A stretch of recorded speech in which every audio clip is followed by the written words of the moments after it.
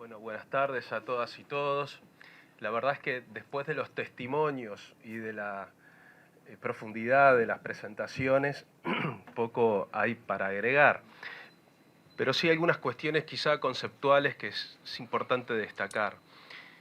En primer lugar, que este llamado representa algo más que una convocatoria a las entidades de capacitación, expresa un compromiso colectivo de quienes estamos en la mesa representando a instituciones y una cantidad de actores que tienen mucho que ver con la posibilidad de llevar esto a la realidad.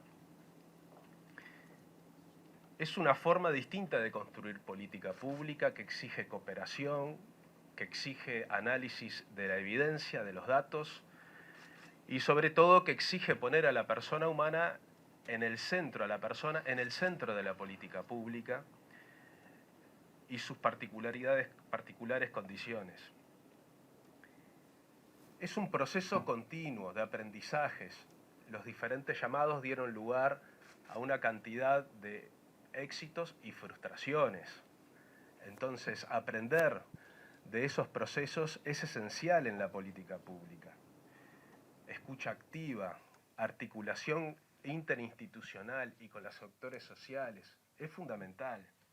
El trabajo no es solo un medio de vida, el trabajo es un derecho, es una herramienta de inclusión, tiene que ver con la autonomía, que particularmente para esta población es esencial, y tiene que ver con la justicia social.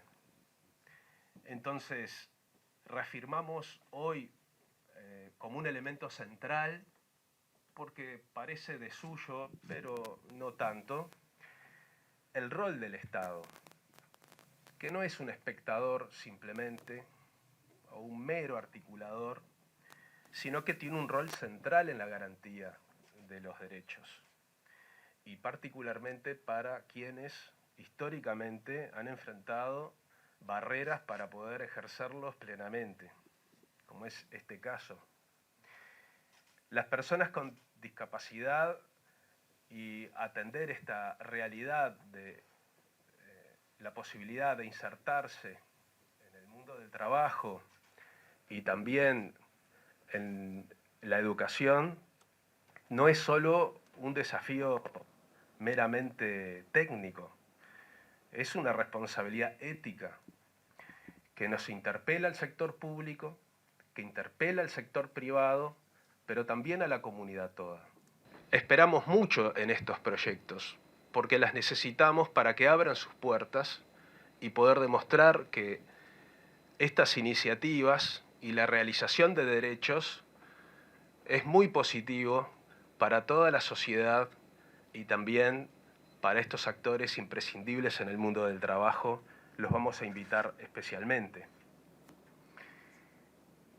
Para ir cerrando, yo quiero reconocer, porque hace poco que nos integramos, pero pudimos ver en este esquema, en este llamado, como en otros, un esfuerzo de los equipos técnicos del INEFOP, también del Ministerio de Trabajo y del Ministerio de Desarrollo Social, con mucho compromiso, con el diseño de una herramienta que quiere superarse en la medida que pasa el tiempo y que apunta a resultados efectivos e incluye en este llamado el componente acompañamiento, incluso una vez terminada la capacitación, elemento esencial para garantizar o por lo menos acercarse a una efectiva inserción en el mundo del trabajo, y que tanto los empleadores como las personas y esta institucionalidad puedan coincidir en un esquema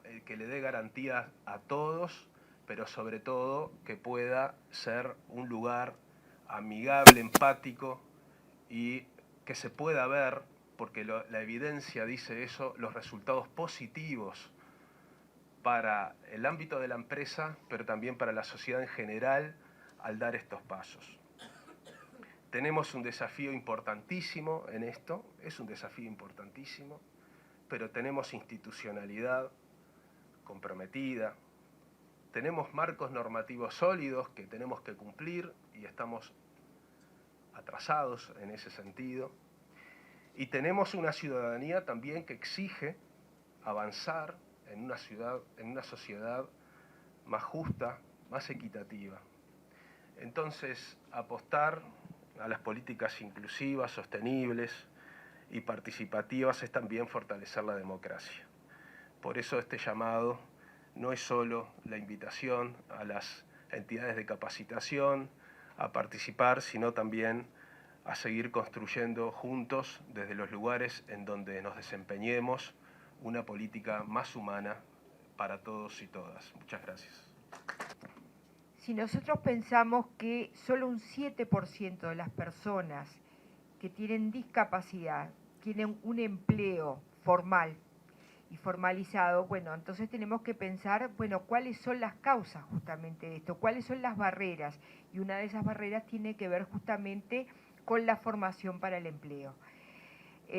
Además de las otras barreras que se les ponen, sin duda que hay, pero una de estas tiene que ver justamente con la formación. Y por eso estos proyectos inclusivos y esta convocatoria de INEFOP es tan importante. Los convenios de la OIT, el marco normativo de nuestro país.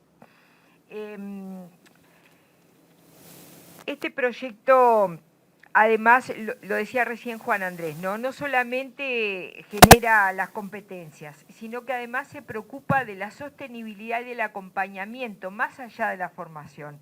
Entonces, eso me parece fundamental para el éxito justamente de estos proyectos y para esa sostenibilidad más allá del proyecto inclusivo. Así que bueno, nada, volver a felicitar a los equipos técnicos que trabajaron tanto para esto, señalar la alegría que nos genera estar participando de estos proyectos, la alegría de que esto se esté generando, y bueno, saludar y volver a felicitar, así que muchas gracias. La formación laboral de personas con discapacidad tiene la gran barrera luego de la inserción laboral.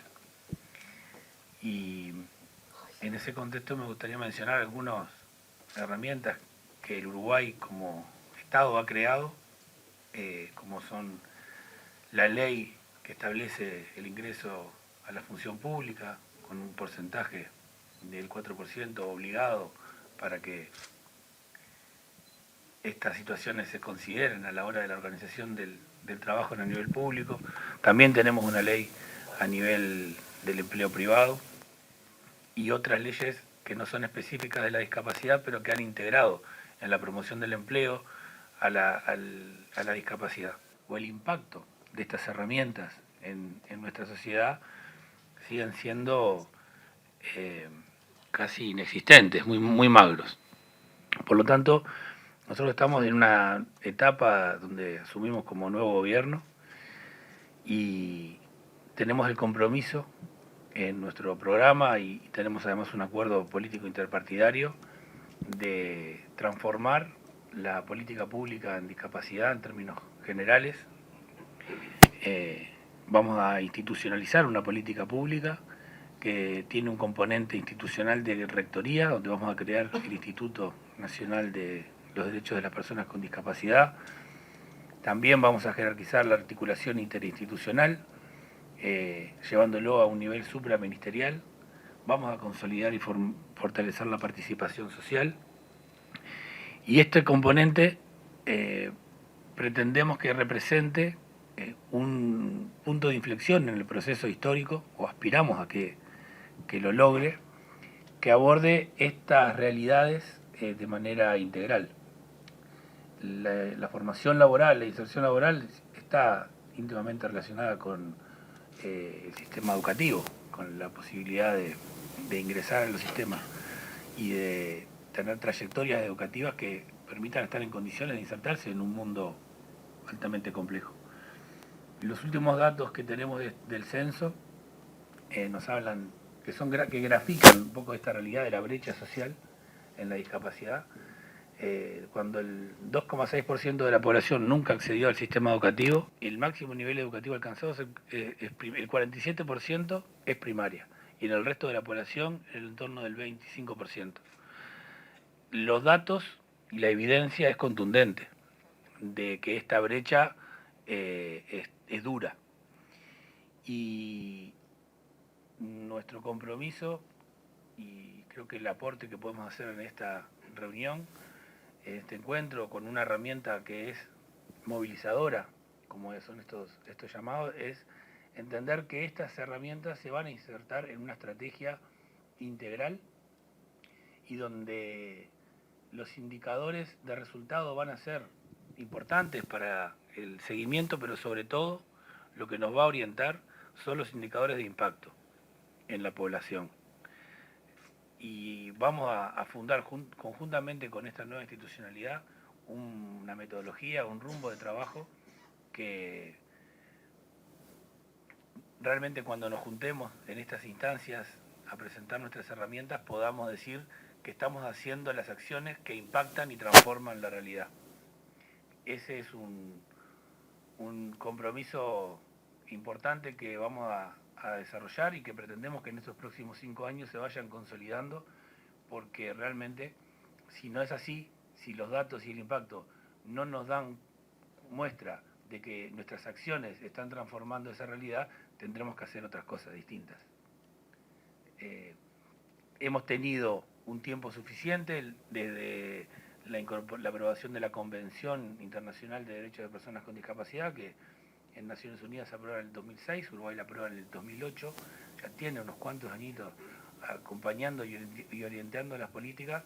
Es tiempo de que la podamos asumir y que este componente normativo, que es adecuado, un buen contexto político, tenga una puntería programática que en los próximos 5 o 10 años podamos revertir realmente y achicar esa brecha social tan dura que instala un nivel de desigualdad y de injusticia social que nuestras sociedades en términos culturales ya no la están admitiendo. Así que felicitaciones y ojalá en próximas instancias nos encontremos en estos espacios de promover las herramientas, pero también que pongamos en nuestras presentaciones cómo vamos avanzando en la eliminación de esta brecha social. Muchas gracias. Un gusto poder estar acá compartiendo una jornada que normalmente, capaz que si tuviera que elegirla en función de la agenda que uno le va a dar prioridades, es difícil que después la coloquemos en el primer orden como tiene y como uno va asumiendo la conciencia que tiene esta tarea, esta responsabilidad, este trabajo. Por lo tanto, a mí me parece que hay cosas que me quedan grabadas y capaz que más allá de las presentaciones, más allá de las intervenciones, de técnicos, de dirigentes o militantes políticos, los testimonios de las personas son una cosa que te hacen mover todo. La verdad que una gran cosa, cuando nosotros vayamos rindiendo cuenta de los avances, cuando hagamos autocrítica de lo que venimos haciendo y qué errores hay que corregir, los testimonios siempre son los que nos van a hablar mucho mejor que nosotros, porque el entusiasmo y la emoción a personas que normalmente la dejan en la clandestinidad es una muy buena cosa para nosotros. Por lo tanto, me parece que esto, lo de las personas con discapacidad que enfrentan grandes problemas de acceso, de inserción laboral, de todo tipo, pero también de acceso y de inserción laboral, es una gran tarea, un gran trabajo que tenemos por delante, por lo que saludamos y felicitamos este tipo de iniciativas. Uno de los principales problemas es que no contamos con datos actualizados y continuos de la situación de las personas con discapacidad en el mercado laboral, dado que la encuesta continua de hogares no releva esta información y por tanto tenemos que basarnos en los datos de censo que han ido cruzando los que han armado el trabajo, los que han hecho la presentación, en los registros que tenía el MIDES, el BPS, el propio Ministerio de Trabajo. Pero datos que se desprenden de ese censo nos dicen que hay 225.000 personas con discapacidad en Uruguay, tomando como referencia lo que ellos mismos asumen, en que declaran tener dificultades para desplazarse, para caminar, para moverse, para comunicarse o para realizar tareas de cuidado personal, o bien han sido diagnosticados también con TEA. De este conjunto de 225.000 personas tenemos una tercera parte, es decir, 75.000 personas aproximadamente que tienen entre 18 y 65 años de edad, por lo que es de esperar que se encontrarán activas en el mercado laboral. Sin embargo, las enormes dificultades que enfrenta este colectivo hace que de las 75.000 personas apenas la mitad están ocupadas, es decir, unas 37.000 personas aproximadamente. A la vez, 6.000 personas están desocupadas y más de 32.000 están en condiciones de inactividad. Por lo tanto, debemos lograr no solamente incorporar a esas 6.000 personas que están buscando trabajo, lo necesitan y no consiguen, sino que además hacer que los más de 30.000 que hoy buscan o no buscan ya trabajo por las restricciones que enfrentan, salgan a buscarlo, y para ello debemos generar las condiciones propicias y brindar accesibilidad y puestos de trabajo en condiciones dignas. Los instrumentos que hemos diseñado hasta ahora han fracasado en algunos casos y somos conscientes de ello. La última rendición de cuentas, actualmente en discusión en el Parlamento, nos muestra que por la ley 18.651 ingresaron durante el año 2024 apenas 81 personas con discapacidad a los organismos públicos que estaban obligadas, lo que representa un 0,4%, como ya se dijo, del total de puestos que se ocuparon en el año. No solo eso, sino que además en el último año del gobierno del periodo anterior, la cantidad de personas que ingresaron se redujo un 33% con respecto al 2023. Apenas 6 organismos públicos cumplieron con la cuota del 4%. El Ministerio de Transporte y Obras Públicas, el INISA, el Banco de la República, el Correo, Antel y la Intendencia de Flores. En tanto que el Ministerio de Economía y Finanzas, el Ministerio de Trabajo, la ANEP y la ANP, el Tribunal de Cuentas también, la Intendencia de Soriano y la de Canelones tuvieron ingresos de personas con discapacidad, pero no alcanzaron a cubrir la cuota del 4%. Asimismo, se observa en el informe que presentaron las personas jurídicas de derecho público no estatal, no ingresaron personas con discapacidad en el 2024.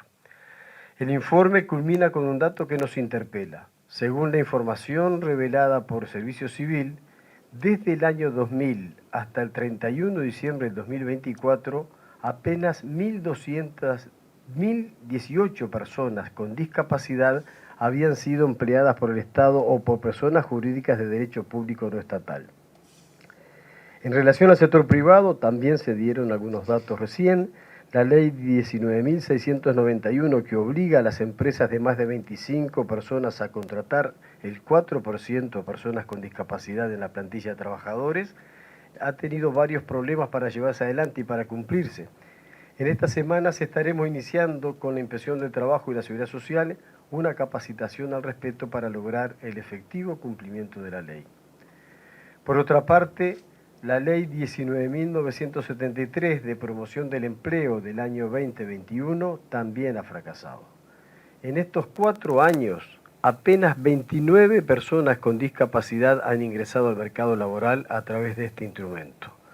Creemos que aquí hay graves problemas de diseño. Por ejemplo, el artículo 40 de la ley exige que para que las empresas puedan acceder a los beneficios fiscales al contratar a una persona con discapacidad, esa persona tiene que haber estado 1 año de corrido en situación de desempleo o 15 meses en los últimos 2 años. ¿Qué sentido tiene esta exigencia? ¿Qué pasa con esa persona con discapacidad que se quedó sin trabajo hace 1 mes o 2 meses o 3? Por este tipo de incoherencias y otras es que estamos trabajando desde la Dirección Nacional de Empleo para modificar esta ley que, como vemos, no ha movido la aguja y ha sido incapaz de lograr la inclusión de personas con discapacidad al mercado laboral. Por último, no quisiéramos dejar de mencionar algo para nosotros muy importante. Como vimos previamente, se valora el trabajo que viene realizando el INEFOP desde hace algunos años, pero sin embargo no podemos olvidarnos que mientras acá se diseñaban este tipo de herramientas y se trabajaba para mejorarlo y para corregir, en el Parlamento se votaba entre finales del 2022 y principios del 2023 una ley que le quitaba derecho a las personas, que era más cruda con las personas con discapacidad incluso. Estamos hablando de la ley 20.130, la que reformó la seguridad social. Vamos a poner dos ejemplos bien concretos para que se visualicen la pérdida de derechos de lo que estamos haciendo referencia. En primer lugar, si el trabajador cuenta con 65 años de edad y 25 años de aporte, es decir, que generó causal común, si llegara a quedar con discapacidad luego de haber generado el causal, supongamos que tuvo un accidente y queda con discapacidad a los 66 años de edad, deberá jubilarse por causal común. Es decir, no accede a los beneficios de la jubilación por discapacidad. Y esto es una pérdida de derechos gravísima, además. Por otra parte, un segundo ejemplo, a los jubilados que cobraban más de 42.000 pesos a precios del año 2022 y se jubilaran por discapacidad, se les bajó la tasa de reemplazo de 65 a 45%.